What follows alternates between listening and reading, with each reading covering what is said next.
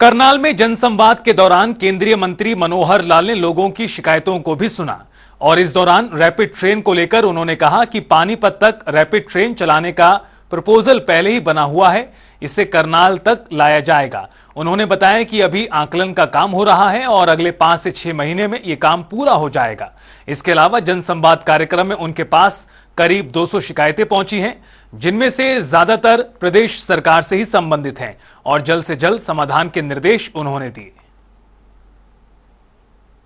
Police case का तो बहुत से प्रकार अलग अलग आते हैं, सब अधिकारियों को बुलाया है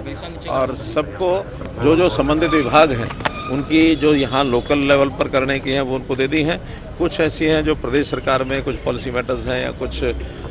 खास करके जैसे परिवार पहचान पत्र का विषय है, किसी के इनकम का है, राशन का है, तो ये सारे विषय वहाँ से कराएंगे। और जो केंद्र सरकार से जुड़े विषय हैं बहुत कम होते हैं, फिर भी कोई ट्रांसफ़र का है या कोई पावर डिपार्टमेंट का भी अपना कोई इश्यूज़ होते हैं, मेनली ट्रांसफ़र वगैरह होते हैं और ज़्यादा कुछ नहीं होते, तो उनका हम ले जा करके वहाँ से कराएंगे। अभी पानीपत तक को पहले मंजूर हुआ है, उसका करनाल, जब मैं यहाँ स्वयं मुख्यमंत्री था तो करनाल तक का हमने लगाया हुआ है। अब उसकी फिजिबिलिटी दोबारा कराएंगे, क्योंकि जो लोड होता है पैसेंजर्स का, उसका आंकलन निश्चित रूप से होता ही है। क्योंकि अब हमें भी समझ में आया कि अगर लोड आंकलन नहीं होगा, कल को मानो कोई चलती है ट्रेन और वो फिजिबल इस नाते से नहीं है कि उसकी ब्रेक इवन पर भी नहीं आती है, तो नुकसान करना ठीक नहीं है। हाँ, लेकिन जैसे आबादी बढ़ रही है, मुझे लगता है कि निश्चित रूप से या तो हो गया होगा, नहीं तो साल 6 महीने में फिर से एक बार उसका आंकलन करा के और करनाल तक लाने का उसका इसका प्रोग्राम।